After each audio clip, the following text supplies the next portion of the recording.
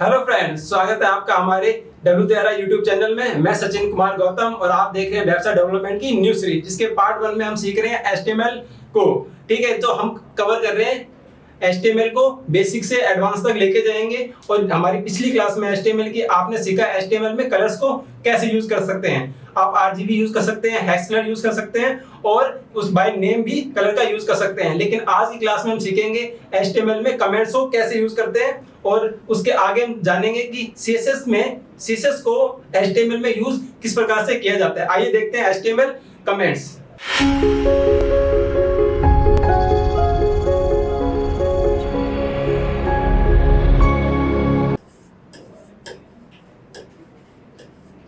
Comments HTML में comments का basically use होता है कंटेंट को हाइड करने के लिए। कंटेंट को हाइड करने का मेन पर्पस ये होता है कि इसके अंदर जो भी कोड लिखा जाता है कमेंट्स के अंदर, इसका एक बेसिक सिंटैक्स होता है।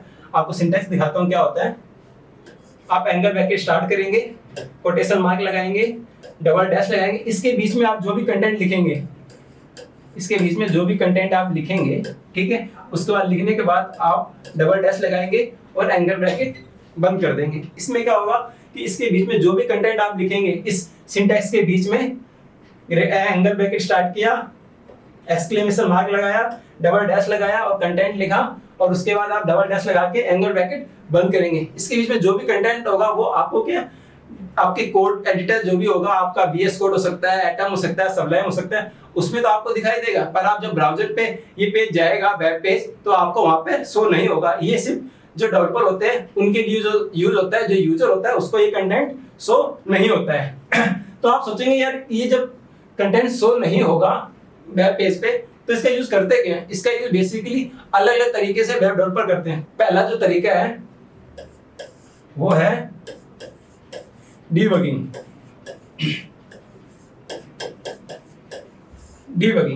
डीबगिंग बेसिकली होता है कि मान लीजिए आप किसी वेबसाइट पे काम कर रहे हैं और आपने वेबसाइट कंप्लीट कर दी है, ठीक है, और उसके बाद आप किसी दूसरी वेबसाइट पे काम करने लगे हैं। लेकिन 2 महीने 3 महीने बाद ऐसा होता है कि आप वापस से इसी वेबसाइट पे आपको कुछ काम करना है।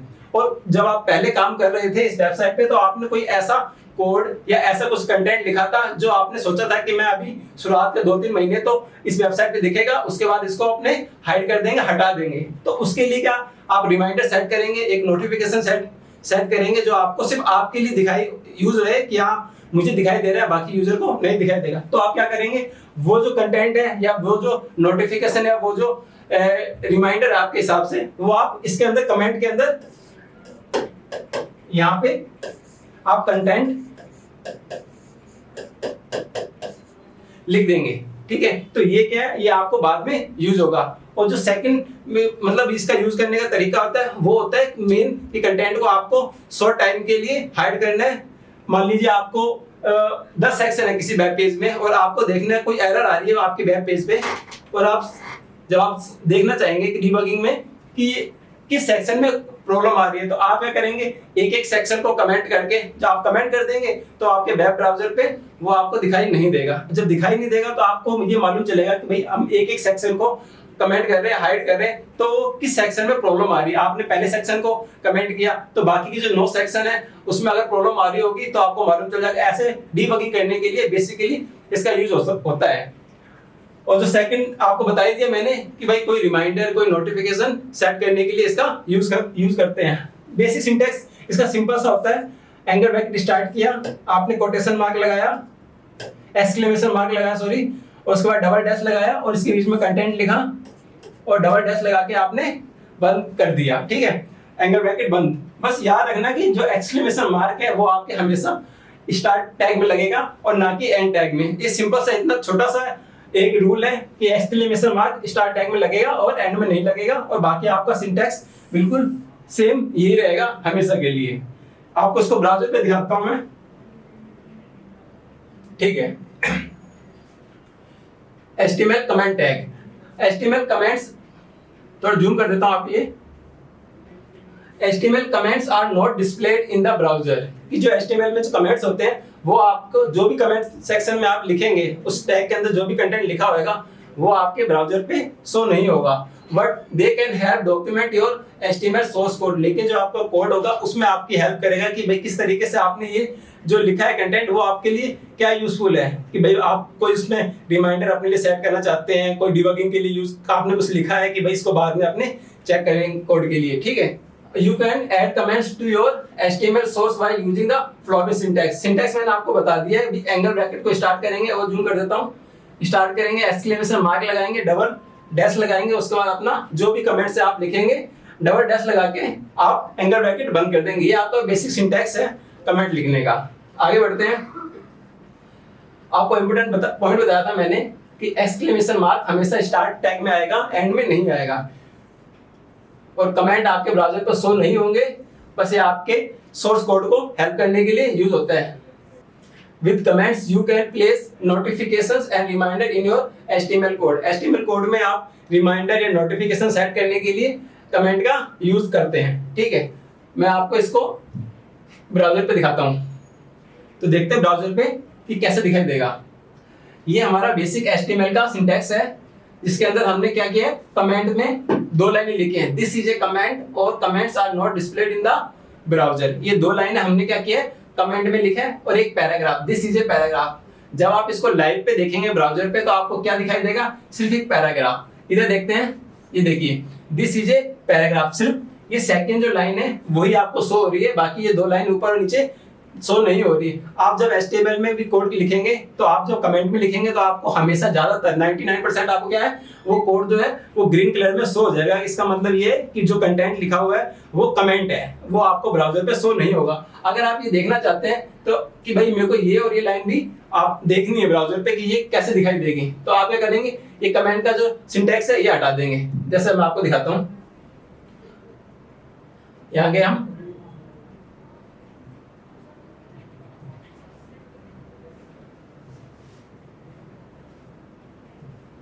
ठीक है। हमने क्या किया है,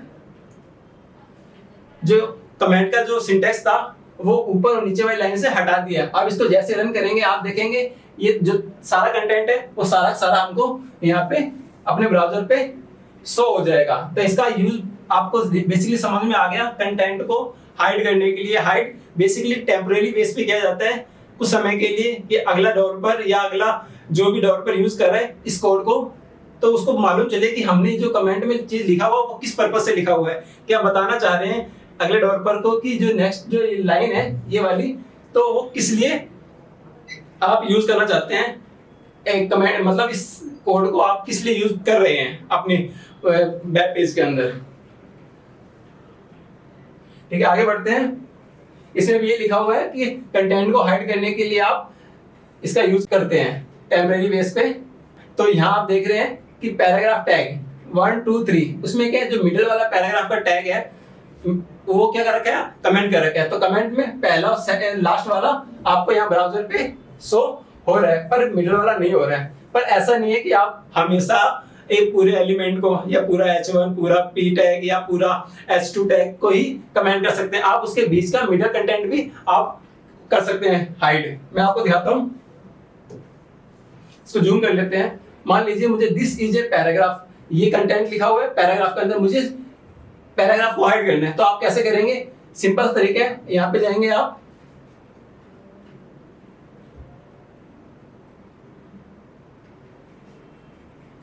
एंगल ब्रैकेट स्टार्ट करेंगे,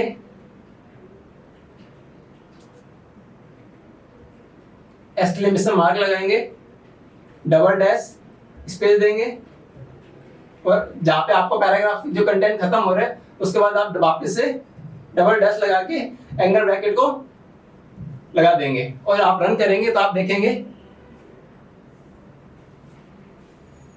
दिस इज ए पैराग्राफ में क्या होगा, पैराग्राफ आपका हाइड हो जाएगा। तो आप जरूरी नहीं कि पूरा का पूरा जो टैग है HTML का, जैसे P टैग है या H1 टैग है, H2 टैग या कोई इमेज है, पूरे का पूरा हाइड करने की जगह आप अंदर से कुछ कंटेंट है वो भी आप हाइड कर सकते हैं इससे। आगे बढ़ते हैं। ठीक, आपने अभी जो पीछे कोड देखा है उसमें क्या था, उसमें एक बार में एक ही टैग जो था वो कमेंट हो रहा था। P टैग एक बार में मतलब कमेंट कर रहे थे तो वो आपको यहाँ ब्राउजर पे शो नहीं होता। इसमें क्या आपको दिखाई दे रहा है कि P टैग और इमेज टैग दोनों एक साथ आप हाइड कर सकते हैं। तो HTML ऐसा नहीं है कि आप एक बार में एक ही टैग को या एक ही कंटेंट को हाइड कर सकते हैं, आप इसमें जितना चाहें उतना एक बार में हाइड कर सकते हैं। बस आपको क्या करना है, जहां से लेके जहां तक आपको कमेंट करना है, तो आप स्टार्ट टैग करेंगे, एक्सक्लेमेशन मार्क लगाएंगे और डबल डैश लगा के जहां तक आपको कमेंट है, आपका देखोगे कि दिस इज ए पैराग्राफ और दिस इज ए पैराग्राफ 2। तो ये जो आपको दिखाई दे रहे हैं दोनों पैराग्राफ, ये आपको दिखाई देंगे। लेकिन मैं चाहता हूं कि भाई मेरा ये जो लास्ट वाला है पैराग्राफ, ये भी आपका हाइड हो जाए। तो मैं क्या करूंगा, इसके अंदर जो ये जहां पे बंद हो रहा है, मैं इसको यहां से हटा के यहां लगा दूंगा, तो ये वाली लाइन भी आपकी हाइड हो जाएगी। मैं करके दिखाता हूं आपको। सबसे पहले क्या करूंगा, मैं इसको बंद करूंगा, यहां से हटाऊंगा, ठीक है। उसके बाद क्या करूंगा, मैं यहां पे इसको क्लोज करूंगा,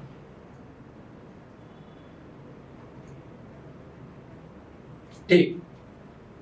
मैंने यहां से स्टार्ट किया कमेंट को, और अपने लास्ट पैराग्राफ इमेज और सेकंड पैराग्राफ जो हमारा लास्ट पैराग्राफ है, इसको भी हाइड करने के लिए मैंने यहाँ आखिरी में इसको लगा दिया। अब क्या करेंगे, जैसे मैं रन पे करूंगा और आप देखेंगे कि सिर्फ सिंगल पैराग्राफ जो टॉप वाला है वही आपको दिखाई देगा, बाकी पैराग्राफ इमेज और लास्ट पैराग्राफ वो यहाँ पे हाइड हो गया होगा।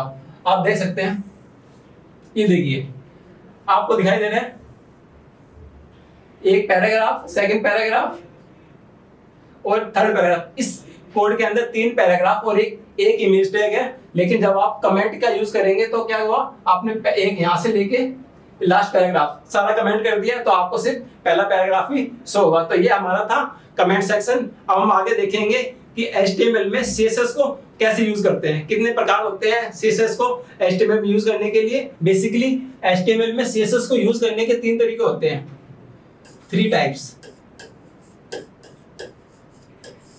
जो फर्स्ट टाइप है वो है आपका इनलाइन, जिसको इनलाइन CSS बोलते हैं, इनलाइन CSS। जो सेकंड है आपका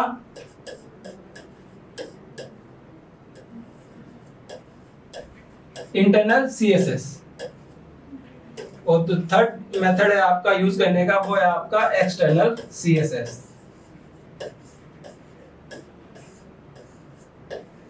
इन तीनों ही मेथड से आप CSS HTML में ऐड कर सकते हैं। पर आप सोचेंगे कि यार 3 तरीके क्यों, आपको जब CSS ऐड करना है तो एक ही तरीके से क्यों नहीं कर लेते हैं, ये 1 2 3 तरीके क्यों यूज करते हैं। तो आपको मैं डिटेल में समझाऊंगा इस इनलाइन का क्या यूज है, इंटरनल का क्या यूज है और एक्सटर्नल का क्या यूज है। ये अलग अलग जगह पे इनका यूज अलग अलग होता है, इसलिए ये तीनों का इंपॉर्टेंस अपने हिसाब से सबका अलग अलग है। आप ये मत सोचें कि यार ये एक्सटर्नल ज्यादा इंपॉर्टेंट है, ये कम इंपॉर्टेंट है, ऐसा नहीं होता है। ये तीनों अपनी जगह पे बढ़िया काम करती है, इसलिए तीनों का यूज अपनी वेबसाइट में डेवलपर करते हैं। अब देखते हैं पहला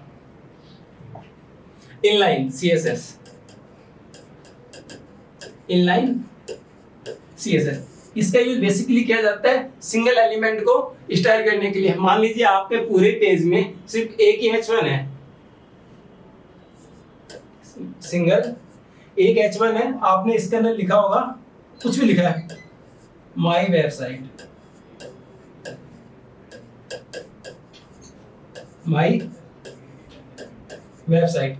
आपके पूरे पेज में सिंगल एक H1 है जिसमें लिखा हुआ माई कंटेंट। अब आप चाहते हैं कि माई कंटेंट का जो कलर है वो आपका रेड कलर हो जाए, बाकी इस H1 का आपने पूरी पेज पे कहीं भी यूज नहीं किया, पूरी वेबसाइट में पूरे पेज पे आपने यूज नहीं किया। तो आप क्या करेंगे, इसको CSS में जो इंटरनल CSS होती है या फिर आपके एक्सटर्नल CSS है, उसकी जगह आप सिंपल से इसके स्टाइल में लिख दें। आप कैसे लिखेंगे, इसमें कलर देने के लिए इनलाइन CSS में क्या होता है, स्टाइल एट्रीब्यूट का यूज। स्टाइल एलिमेंट अलग होता है और स्टाइल एट्रीब्यूट अलग होता है। इसमें आप क्या करेंगे, आपको इसको रेड कलर देना है। आप इसके स्टार्ट टैग में जो H1 का स्टार्ट टैग है उसमें लिखेंगे स्टाइल एट्रीब्यूट, इक्वल का साइन लगाएंगे और एक्सक्लेमेशन मार्क। आपको कलर रेड करना है, कलर लिखा आपने, ये प्रॉपर्टी है और ये आपने इसमें वैल्यू दे दी रेड, ठीक है। और आपने एंगल ब्रैकेट क्लोज कर दिया। इसके बाद आपका जो भी कंटेंट है, मेरा माई वेबसाइट कंटेंट लिखा था, माई वेबसाइट, उसके बाद आप H1 को क्लोज कर देंगे। इसमें क्या है, आपने CSS इनलाइन, जो CSS का तरीका है वो इनलाइन है। इसमें जो स्टार्ट टैग होता है कंटेंट मतलब एलिमेंट का, आपका H1 स्टार्ट हो रहा है, आपने क्या है स्टार्ट टैग के अंदर H1 के अंदर स्टाइल एट्रीब्यूट का यूज किया और उसके अंदर प्रॉपर्टी और में जो क्या होता है वैल्यू, इसमें क्या वैल्यू, वैल्यू आपकी रेड और जो कलर क्या है, कलर इसका प्रॉपर्टी का नेम है कि प्रॉपर्टी का नेम ये हमेशा ऐसे ही काम करता है कि प्रॉपर्टी का नेम और प्रॉपर्टी की वैल्यू। मेरी प्रॉपर्टी का जो वैल्यू मतलब नेम था वो कलर है और वैल्यू क्या है रेड। इससे क्या होगा जो आपका जो कंटेंट है H1 का वो कलर में रेड हो जाएगा। आप इसके आगे जो लिखना चाहे बैकग्राउंड कलर इसका क्या देना चाहते हैं, इसमें बॉर्डर क्या देना चाहते हैं, वो क्या होगा वो सिर्फ इसी H1 में इंप्लीमेंट होगा और पूरी वेबसाइट में कहीं भी नहीं यूज होगा। इसलिए हम इनलाइन सीएसएस का यूज करते हैं। और सेकंड जो मेथड है हमारा, आगे बढ़ते हैं,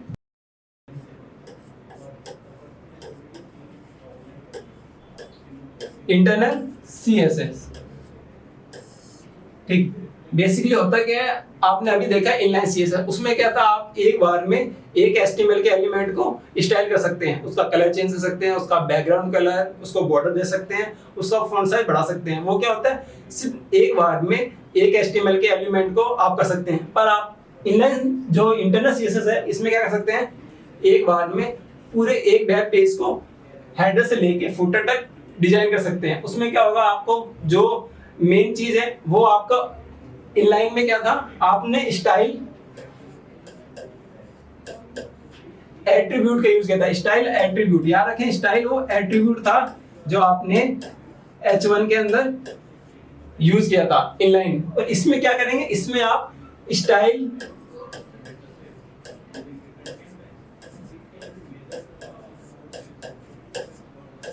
स्टाइल एलिमेंट का यूज करेंगे। इसके अंदर क्या होगा, ये जो स्टाइल एलिमेंट है इसको आप यूज करेंगे हेड सेक्शन में।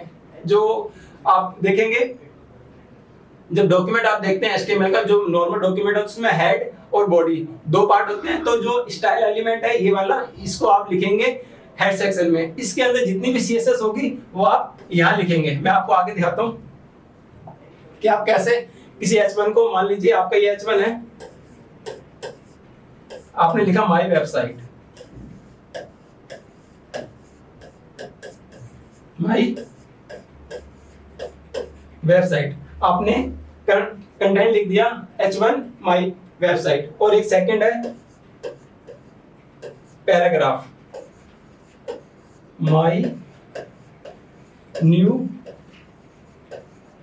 पैराग्राफ, आपने पी टैग क्लोज कर दिया। इस पेज में आपने दो टैग का यूज किया, एक पहला है H1, दूसरा है P। आपने इनलाइन में देखा कि आप एक बार में एक टैग का मतलब एक एलिमेंट को स्टाइल कर सकते हैं। इसमें क्या कर सकते हैं, इंटरनल में आपको लिख दो इंटरनल CSS। इसमें क्या कर सकते हैं, आप एक बार में पूरे पेज को डिजाइन कर सकते हैं, पूरे पेज को स्टाइल दे सकते हैं। इसको लिखने का तरीका बेसिकली आपको बताया था, इसको हेड सेक्शन में हेड टैग, ठीक है, इसके अंदर स्टाइल एलिमेंट का यूज करते हैं, स्टाइल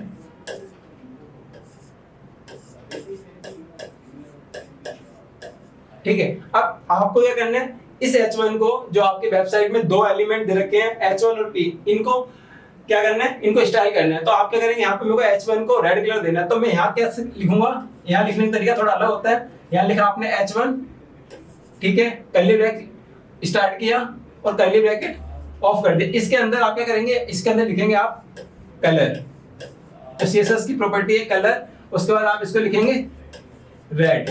तो इससे क्या होगा, ये जो H1 जो आपने स्टाइल लगाई है यहाँ पे, वो क्या करेगा, इस H1 को जो इस पे लिखा कंटेंट माई वेबसाइट, इसको क्या करेगा, रेड कर देगा। उसी प्रकार से अगर आपको P को कोई बैकग्राउंड कलर देना है, फॉन्ट साइज बढ़ाना है, तो वो आप इसी स्टाइल टैग के अंदर लिखेंगे। मान लीजिए मेरे को इसी स्टाइल टैग में लिखना है, तो मैं क्या करूंगा, रेज कर देते हैं,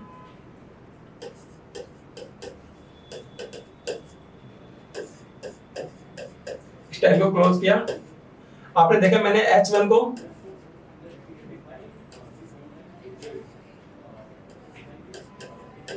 कलर रेड दिया और P टैग को मैं देना चाहता हूं बैकग्राउंड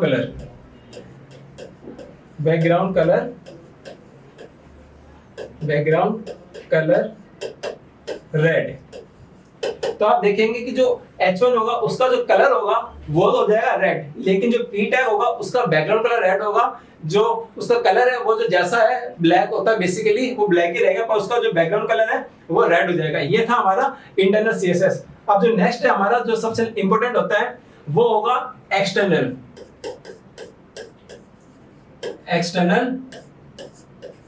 सीएसएस।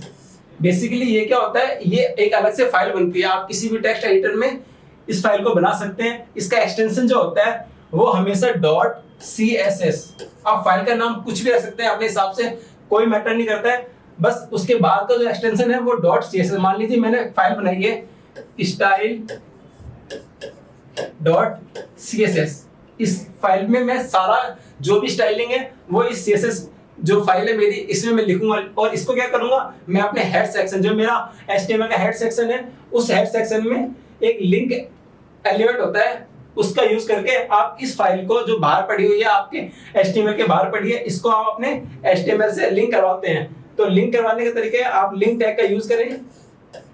लिंक इसके अंदर क्या है, ये एक स्टाइल डॉट CSS एक स्टाइल सीट है एक, तो इसका रिलेशन क्या हुआ हमारे इससे वेबसाइट से, ये स्टाइल सीट है, आप लिखेंगे relation REL equal relation style seat, ठीक है। इसका टाइप बेसिकली क्या है भाई, टेक्स्ट या CSS। इसका टाइप तीन जो इसके मेन एट्रीब्यूट होते हैं, पहला होता है रिलेशन, इसका स्टाइल सीट रिलेशन है। इसका टाइप क्या है, इसका टाइप है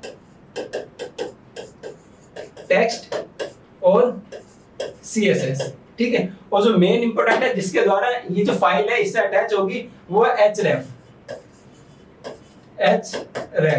इसमें इस फाइल का नाम, जो मेन चीज है इंपोर्टेंट तो ध्यान रखने वाली है, जो फाइल आपने यहाँ पे नाम दिया है स्टाइल डॉट CSS, आप सेम नेम यहाँ पे लिखेंगे। अगर आपने एक वर्ड भी आगे पीछे कर दिया तो ये जो स्टाइल सीट जिस जो आपने स्टाइल किया है सारी वो यहाँ पे आपका पेस्ट नहीं होगा। इसलिए ध्यान देने वाली बात है कि हमेशा जो नाम है आपका वो सेम रहे, उसके बाद हम इसको क्लोज करें। इसके अंदर आप ध्यान रखेंगे लिंक का जो एंड टैग होता है वो यूज नहीं करते, आप सिंपल आप एंगल ब्रैकेट को बंद करेंगे और आपका ये जो लिंक टैग है ये क्लोज हो जाएगा। तीन जो मेन इसका एट्रीब्यूट है रिलेशन, कि भाई इस स्टाइल सीट का इससे क्या रिलेशन है, स्टाइल सीट का रिलेशन है टैग क्या आपका टेक्स्ट और CSS। href में क्या उस फाइल का पाथ दिया जाता है कि ये हमारी जो फाइल का जो नेम है वो स्टाइल डॉट CSS। इस प्रकार से ये एक्सटर्नल जो फाइल है वो आपकी इससे HTML से लिंक हो जाएगी। अच्छा, इसका यूज करते हैं क्यों, इसका यूज करते हैं पूरी वेबसाइट। आप जब देखते हैं कोई वेबसाइट तो उसमें मिनिमम 2 या 3 पेज तो होते हैं, होम पेज होगा, अबाउट पेज होगा, कॉन्टैक्ट पेज होगा, सर्विस पेज होगा, ये 2-4 पेज तो होंगे। अब क्या है, जब आप इंटरनल CSS लिखेंगे तो क्या होगा, आपको हेड सेक्शन में हर पेज की CSS लिखनी पड़ेगी अलग से, और एक्सटर्नल में क्या होगा, आप सभी पेजों की CSS एक इस फाइल में लिख देंगे और उस फाइल की जो ये नाम है स्टाइल डॉट CSS इसको लिंक करा देंगे हेड सेक्शन में, और ये जो लिंक है ये आप हर पेज पे लगा देंगे। इससे क्या एक सिंगल लाइन से आप इतना बड़ा जो कोड है स्टाइल का वो आपको बार बार हेड में नहीं लिखना पड़ेगा, ठीक है। तो इसलिए आप एक्सटर्नल CSS का यूज करते हैं। आपको ब्राउजर पे लेके चलता हूँ और एक एक करके इनलाइन, इंटरनल और एक्सटर्नल को हम ब्राउजर पे देखेंगे कि एक्चुअल में कैसे दिखाई देती है ये HTML styles CSS stand for cascading style seat. आप सोचेंगे कैस्केडिंग का क्या मतलब होता है। कैस्केडिंग का बेसिकली मतलब होता है कि अगर आप जब HTML लिखते हैं तो आप एक टैग के अंदर दूसरा टैग लिखते हैं, उसके अंदर पेरेंट के अंदर चाइल्ड एलिमेंट लिखते हैं। आपने कोई H1 लिया उसके अंदर आप स्पेल टैग का यूज कर सकते हैं, कोई div लिया उसके अंदर आप पैराग्राफ इमेज को डालते हैं, मतलब यूज लिखते हैं। तो कैस्केडिंग का मतलब ये होता है कि अगर आप पेरेंट चाइल्ड को कोई CSS लिखेंगे, कोई स्टाइल दे देंगे तो वो क्या होगा, वो उसके जो चाइल्ड एलिमेंट है उन पे भी वो मतलब वर्क करेगी। अगर आपने div का बैकग्राउंड कलर रेड दे दिया है या फॉन्ट साइज मान लीजिए आपने पूरे div का दे दिया है 20 पिक्सल या 40 पिक्सल, तो अंदर के जितने भी एलिमेंट होंगे, चाहे वो P टैग हो चाहे वो H1 हो, वो सब के सब क्या होंगे, वो 40 पिक्सल एलिमेंट, मतलब 40 पिक्सल फॉन्ट साइज उनका हो जाएगा। तो ये सी का मतलब कैस्केडिंग, ये वही कैस्केडिंग है कि आप पेरेंट पे अगर कोई स्टाइल लगाएंगे तो वो आपके जो इनर चाइल्ड है उन पे भी वर्क करेगी। आगे बढ़ते हैं।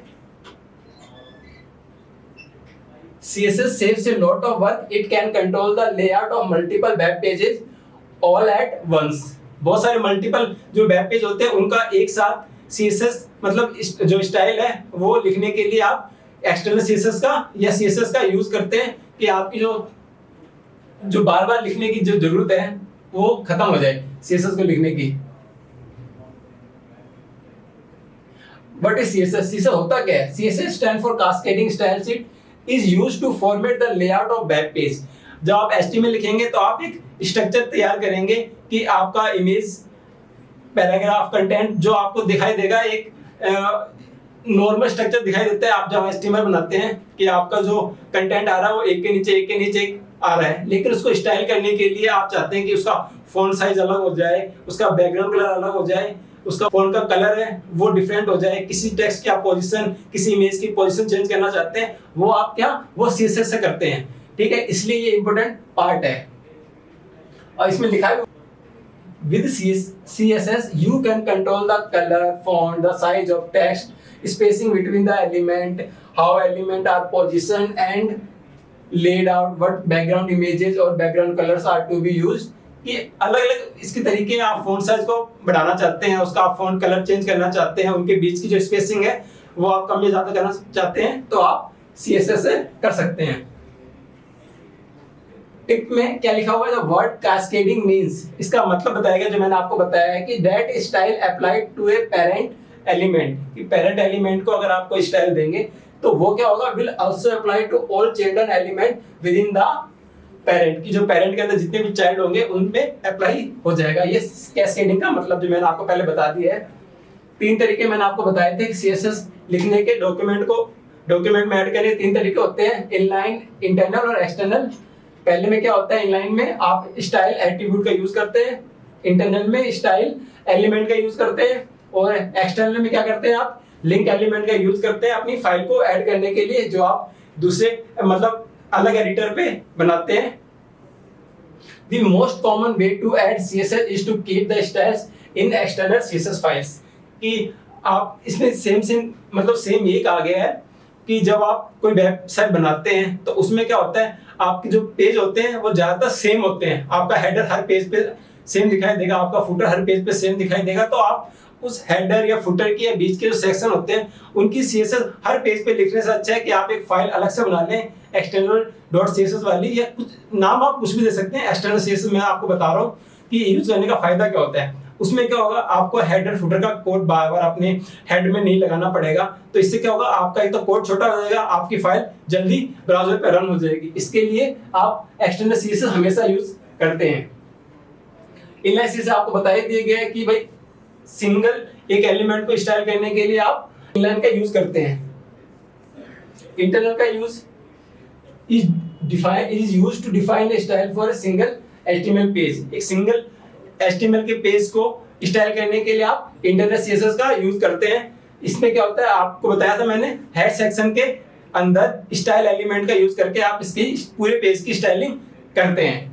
और जो लास्ट जो हमारा टॉपिक है एक्सटर्नल CSS, इसमें क्या आपको एक अलग से फाइल बनाई किसी भी नाम से, चाहे style.css के नाम से बना लो या main.css कुछ भी बना लो, और उसको अपने हेड सेक्शन में लिंक एलिमेंट का यूज करके आप ऐड करवा दीजिए। मैं आपको एक बार दिखा देता हूँ कि कैसे यूज कर सकते हैं। ये इनलाइन का एग्जांपल देख लीजिए आप। एक सिंपल H1 लिखा हुआ है, ए ब्लू हेडिंग, ठीक है, एक सिंगल एलिमेंट है P, ए रेड पैराग्राफ। इसमें क्या किया है, स्टाइल एट्रीब्यूट का यूज करके इस एलिमेंट का जो कलर है वो आपका ब्लू किया गया है और इस पैराग्राफ का कलर रेड किया गया है। ये सिर्फ इस सिंगल एक एलिमेंट को स्टाइल करने के लिए इनलाइन CSS का यूज दिखाया गया है। आप अपने चलते हैं इंटरनल CSS में क्या होता है, जूम कर देता हूं। H1 और P दो एलिमेंट आपको दिखाई दे रहे हैं, पर इनकी स्टाइलिंग इनलाइन ना होके इंटरनल में क्या है, हेड सेक्शन के अंदर स्टाइल एलिमेंट का यूज करते हैं और इसके अंदर क्या करते हैं अपने, और ये है इंटरनल CSS का एग्जांपल। इसमें क्या बता गया है, हेड सेक्शन के अंदर आप क्या करेंगे, स्टाइल एलिमेंट का यूज करेंगे। इसके अंदर क्या करेंगे, आप सीधा H1 और P का यहाँ पे स्टाइल कर देंगे। H1 को आपने क्या किया है, कलर दिया है ब्लू और पैराग्राफ को कलर दिया आपने रेड, और जो होल बॉडी है मतलब जो आपको पूरा पेज होगा उसको कलर दे रखा है बैकग्राउंड कलर पाउडर ब्लू। तो ये आप देख रहे हैं ब्राउजर पे कि पूरा डॉक्यूमेंट जो हमारा है बॉडी है उसका क्या है, बैकग्राउंड कलर पाउडर ब्लू हो गया, और H1 का कलर ब्लू हो गया, और पैराग्राफ का कलर रेड हो गया। तो ये आपने क्या किया देखा अभी इंटरनल CSS, जिसमें हेड सेक्शन में आप क्या करेंगे, स्टाइल एलिमेंट का यूज करके स्टाइलिंग करेंगे। ये था हमारा इंटरनल। अब लास्ट बचा हुआ हमारा एक्सटर्नल CSS। इसमें बेसिकली होता क्या है, आप एक फाइल बनाएंगे style.css नाम से या किसी भी नाम से, वो जो अलग फाइल होगी इस नाम से, उसको आप लिंक करा देंगे हेड सेक्शन के अंदर लिंक एलिमेंट का यूज करके। रिलेशन आपने दे दिया है स्टाइल शीट, और आपने देखा था मैंने आपको बताया था एक टाइप text/css, वो अब जो लेटेस्ट HTML है उसमें लिखने की जरूरत नहीं है, ये ऑटोमेटिक .css से अपने आप समझ जाता है कि भाई ये जो फाइल है ये CSS की फाइल है। आपको बताने की जरूरत नहीं पड़ती कि वो किस प्रकार का टाइप है, वो टेक्स्ट है या CSS, ये बताने की जरूरत नहीं पड़ती। पहले ये जरूरत पड़ती थी कि आप JS में भी आपको बताना पड़ता है टाइप JS है, और इसके अंदर बताना पड़ता है टाइप CSS है, वो अब नहीं बताना पड़ता। आप इसका रिलेशन लिखते हैं कि क्या है, ये स्टाइल शीट है, और इसका जो फाइल का पाथ है वो आप यहाँ पे href में आप दे देते हैं। आपको दिखा देता हूँ एक बार, ठीक है। आप देखेंगे कि हेड सेक्शन में और इनलाइन इन दोनों जगह स्टाइल का यूज नहीं किया गया, ना स्टाइल एट्रीब्यूट का यूज हो रहा है और ना ही स्टाइल एलिमेंट का यूज हो रहा है। ये एक फाइल बनी हुई है, दूसरी फाइल styles.css नाम से। ये CSS आप देख रहे हैं, इसका बैकग्राउंड कलर पाउडर ब्लू हो रखा है, इसका H1 का कलर ब्लू हो रखा है, और पैराग्राफ का कलर रेड हो रखा है। ये क्या एक फाइल बनी हुई है हमारे style.css नाम से, जो भी स्टाइलिंग हो रखी है वो सब इस फाइल में हो रखी है जो आपको अभी दिखाई दे रही है। तो ये आज का टॉपिक यहाँ पे समाप्त करते हैं। इसी तरह की इंफॉर्मेटिव वीडियोस को देखने के लिए जुड़े रहिए हमारे W3RI यूट्यूब चैनल के साथ, और हमारे यूट्यूब चैनल को आपसे सब्सक्राइब और लाइक करना ना भूलें। Thank you.